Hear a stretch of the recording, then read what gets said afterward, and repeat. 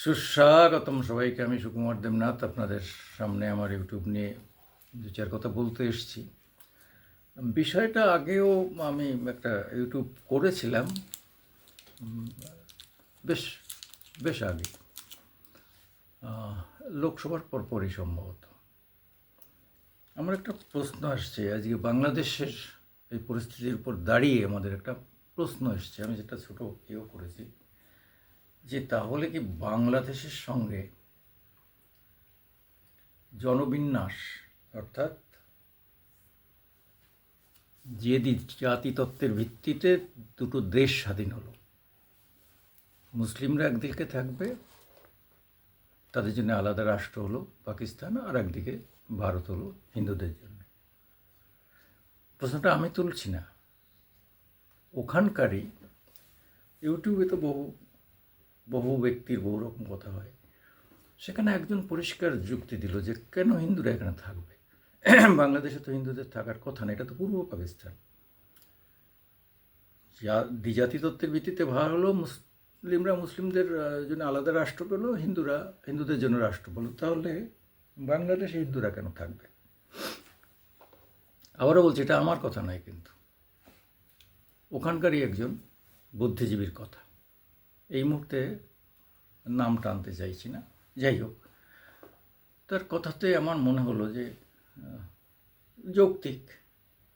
ওখানে একটা খুব শব্দ আছে, যৌক্তিক, মানে আমরা যে বলি যুক্তিযুক্ত। কথাটার মধ্যে যুক্তি আছে এই কারণে যে আমাদের ব্রিটিশের হাত থেকে স্বাধীনতা পাওয়ার মূল শর্ত ছিল দ্বিজাতিতত্ত্ব। জিন্না বললেন যে হিন্দু মুসলমান একসঙ্গে থাকতে পারবে না, এই জন্যে পাকিস্তান, মানে হিন্দুদের জন্য ভারত আর মুসলিমদের জন্য আলাদা রাষ্ট্র পাকিস্তান করে দিতে হবে। মানে ভারতকে ভাগ করতে হলো, ভারত ভাগ হলো। কিন্তু তারপরেও বাংলাদেশে প্রচুর হিন্দু থেকে গেল, প্রায় 24%। পাকিস্তানেও 7-8% থাকলো, কিন্তু সে না, পাকিস্তানে তো জনবিনিময় হলো। পাঞ্জাব ওপার থেকে হিন্দু পাঞ্জাবিদের নিয়ে আসলো, আর এখান থেকে মুসলিম পাঞ্জাবিরা চলে গেল ওপার। তারপরেও কিছু হিন্দু, সামান্য 2-4% হিন্দু এখানে সেখানে থেকেই গিয়েছিল, সবাই আসতে চায়নি বা আসতে পারেনি। কারণ সবারও তো জমি জায়গা সম্পদের ব্যাপার থাকে, তার একটা লোভ থাকে। বাংলাদেশেও তাই হয়েছে। বাংলাদেশ থেকে তখন হাজার হাজার মানুষ, লক্ষ লক্ষ মানুষ এবারে চলে এসছে, এবং তারা থাকার জায়গা পায়নি। আন্দামান সেই পাহাড়ি এলাকায় সমতলের মানুষকে পাঠানো, তার ফলে আবার তারা অনেকেই ফিরে যায়। যেমন মরিচঝাপিতে এসেছিল, সেখানে পুলিশের গুলিতে অনেকে মারা টারা যাওয়ার পর অত্যাচারিত হয়ে বাম আমলে তারা আবার অনেকেই দেশে ফিরে গেল। এবং আরেকটা এখানে 2 নম্বরই ঘটনা ঘটল, অর্থাৎ যখন জনবিনিময় হলো না, তখন নেহেরু ডক্টর বিধান রায়কে কথা দিয়েছিলেন যে যখনই এরা আসবে ওপার থেকে 6 মাসের মধ্যে এদের আমরা স্বাধীন নাগরিকত্ব দেব। কিন্তু আশ্চর্য দেখুন, 71 সালে যুদ্ধ করে যখন বাংলাদেশকে দখল করা হলো, করে আবার ওখানে মুজিবকে ইনস্টেট করা হলো, অর্থাৎ বসানো হলো, তখন একটা 2 নম্বরই খেলা নেহেরুর মেয়ে ইন্দিরা করলো। কি, মুজিবকে বলল যে তুমি লিখে দাও যে তুমি ওখানে এটা সেকুলার রাষ্ট্র করবে। সেকুলার রাষ্ট্র হলে তাহলে বলা হবে যে এই 71-এর আগে যারা এসছে তারা এখানে নাগরিকত্ব পাবে, কিন্তু তার পরের থেকে আর নাগরিকত্ব পাবে না, যেহেতু তোমার ও দেশটাও ধর্মনিরপেক্ষ দেশ হয়ে যাচ্ছে। তাহলে একটা ধর্মনিরপেক্ষ দেশ থেকে আর একটা জায়গায় আসলে সেখানে ওই পারসিকিউশন যে ব্যাপারটা, সংখ্যালঘুদের উপর নির্যাতন, এই নিপীড়ন, নির্যাতন বা পারসিকিউশনের বক্তব্যটা আসবে না। কেন, কোনো ধর্মনিরপেক্ষ দেশ হ্যাঁ, সেই সব মিলিয়ে আমরা যখন ভাবছি যে সত্যিই তো এই যে 30 লক্ষ হিন্দু মরল, 1947 সালে 10 লক্ষ হিন্দু মরেছে, এদিক ওদিক করে আরও মরেছে। তারপর 71-এ 30 লক্ষ মরেছে, যেটাকে বলা হয় পৃথিবীর সবথেকে বড় গণহত্যা, জেনোসাইড। এত লোক আর কোথাও মারা যায়নি ওই জেনোসাইডে যা মারা গিয়েছিল। এমনকি ভিয়েতনামের উপর যে লাগাতার আক্রমণ করে বহু লোককে মেরে দিয়েছিল আমেরিকা, তাদের সংখ্যাও এর ধারে কাছে ছিল না। সিরিয়া, ইরাক, এসব জায়গায় আমেরিকা আক্রমণ করে এখানে বহু লোককে হত্যা করেছিল, কিন্তু তাও এর ধারে কাছে না। যাই হোক, আমার বলার বক্তব্য হচ্ছে যে তাহলে আজকে কি আবার নতুন করে সেই প্রশ্ন আসছে যে আবার জনবিন্যাস করো বাংলায়, ওপার বাংলায় পার বাংলা মিলিয়ে, সেই দাবিটা বাংলাদেশ থেকে উঠছে। আমি জানতাম এই কথাগুলো উঠবে। আমি আগে একটা ছোট ভিডিও করেছিলাম, কিন্তু আমরা তো সাধারণত এই হিন্দু মুসলমান এইসব নিয়ে আমাদের ওয়েস্ট বেঙ্গলে তো ওরকম অতটা বেশি ভাবাভাবি হয় না। সে পলিটিক্যালভাবে একটু রাজনীতি করে, আলাদা কথা। কিন্তু আমরা সাধারণ যারা সাংবাদিক বা আমরা এমনি আলাদা প্রজাতির, তারা আমরা এইসবের মধ্যে ঢুকতে চাই না। বিজেপির হিন্দুত্ব আর সে কংগ্রেসের অ্যান্টি হিন্দুত্ব, এইসব নিয়ে আমরা অতটা মাথাও ঘামাই না। কিন্তু বাংলাদেশে এই যে প্রায় 3 মাস ধরে যে অত্যাচার হচ্ছে, সেইটা যেন কোনো মতেই করে না আসে।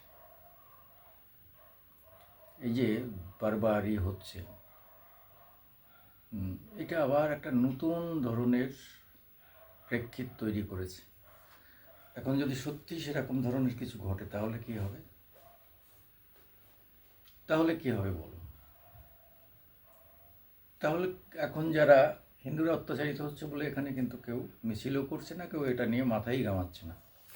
কিন্তু কালকে যখনই বলা হবে যে লৌক্য বিনিময় হোক ওপার বাংলার এপার বাংলা, তখন এখানে বহু লোক ঝাঁপিয়ে পড়বে একদম ভয়ঙ্করভাবে। তারা এত ধর্মনিরপেক্ষ এবং এমনভাবে তারা ঝাঁপিয়ে পড়বে, সে মানে সাংঘাতিক ব্যাপার। এই যে বাইনারি সেলফ কন্ট্রাডিকশন এখানকার কিছু দল বয়ে বেড়াচ্ছে, তবুও আমরা কেউ, যেহেতু এটা ধর্মনিরপেক্ষ রাষ্ট্র, আমরা কখনোই কেউ এই ধরনের কোনো একটা সম্প্রদায় থাকতে পারবে না বা চলে যাবে, এই কথা আমরা কখনো বলতে পারি না। দেখুন, এখানকার মুসলিম যারা 14% আছে, তারা বিজেপিকে ভোট দেয় না, লোকসভায় বিজেপিকে ভোট দেয়নি। এই যে মহারাষ্ট্রের ভোট হলো, পরিষ্কার তারা তো আলাদা আগের থেকেই প্রকাশ্যে বলে দিয়েছে, আলাদা গ্রুপ করে, যে আমরা কংগ্রেসকে দেবো, আমরা আর কোনো দলকে দেব না, এমনকি বিজেপির সহকারী কোনো দলকেও দেবো না, প্রকাশ্যে বলছে।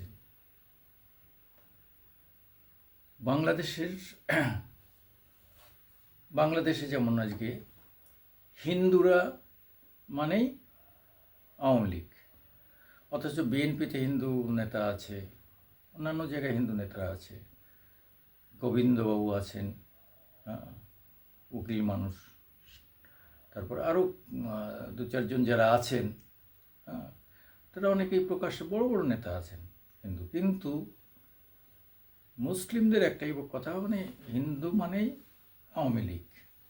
কাজে আওয়ামী লীগ যখন ক্ষমতায় রয়েছে, তখন অত্যাচার হয়নি বলবো না, তখন অত্যাচার হয়েছে অন্যভাবে।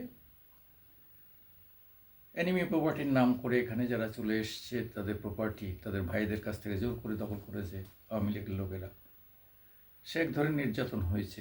কিন্তু সাম্প্রদায়িক দাঙ্গা এইভাবে সেটাকে দেখা হয়।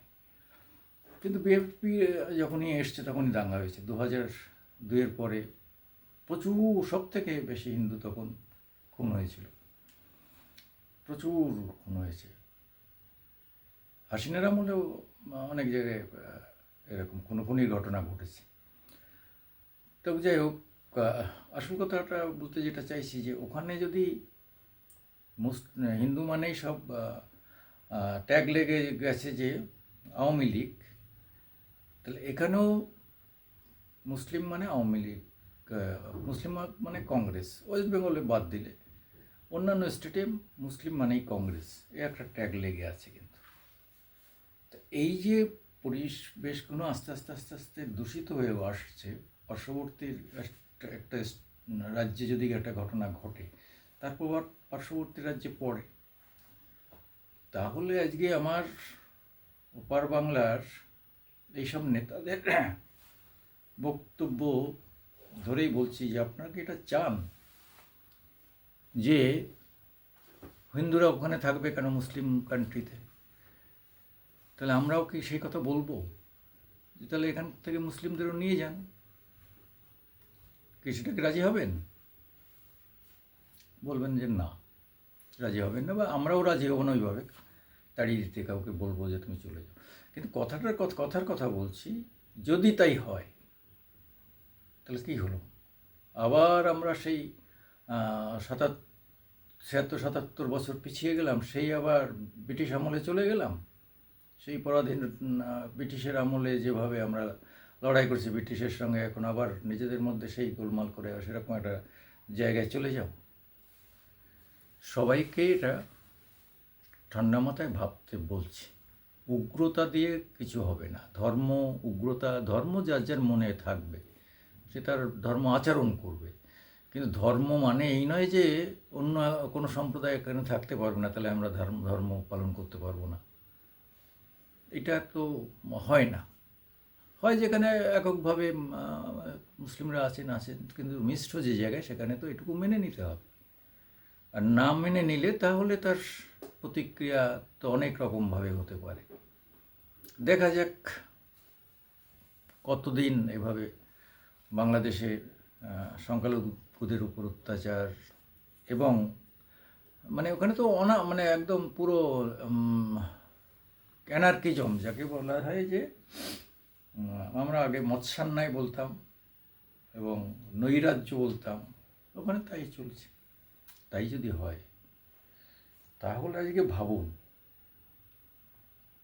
যে একটা সুস্থ দেশ, 5ই আগস্ট কিছু ছাত্ররা রাস্তায় নামলো, তার পিছনে সন্ত্রাসীরা নেমে 4,000 পুলিশকে খুন করে ফেললো, বহু মানুষকে খুন করে ফেললো, এবং কাউন্টার পুলিশ গুলি চালাতে গিয়ে কিছু লোককে মারলো, তাও প্রায় শতাধিক, প্রায় 200 লোক মেরে ফেললো, আহত করলো আরও কয়েকশোকে। সব মিলিয়ে একটা সুস্থ জায়গা কী ভয়ঙ্কর করবে। যারা এটা করলো তারা কিন্তু কেউ হার্ট হয়নি, তারা কোনো আঘাত পায়নি, তারা টাকা পেয়েছে। তারা বাইডেন সরকারের কাছ থেকে, আমেরিকার বাইডেন সরকারের কাছ থেকে কোটি কোটি টাকা পেয়েছে। তারা একটা ঘটনা ঘটিয়ে দিল। কি ভয়ঙ্কর অবস্থা! এখন এই ভদ্রলোক খাচ্ছিলেন তাঁত গুনে, তার এখন অবস্থা খুব খারাপ। অর্থাৎ সুদে টাকা খাটাচ্ছিলেন ইউনূস সাহেব, তাকে করে দিয়েছে ছাত্ররা মুখ্য উপদেষ্টা কেয়ারটেকার সরকারের। তার এখন কখনো সে এদিকে ঢলে, কখনো ওদিকে ঢুলে পড়ে। সেনাবাহিনী কখনো তাকে নাচাচ্ছে, কখনো ছাত্ররা নাচাচ্ছে, তিনি শুধু নেচে বেড়াচ্ছেন, তিনি কিছুই করছেন না। তার চোখের সামনে এই সব ঘটনা ঘটছে, এত নির্যাতন ঘটলো। একটা আন্তর্জাতিক মানুষ, মানে নোবেল পাওয়া লোক, সেই লোকটার নেতৃত্বে সেখানে সংখ্যালঘুদের নিধন হচ্ছে, খুন করা হচ্ছে, যা পুড়িয়ে জ্বালিয়ে দেওয়া হচ্ছে।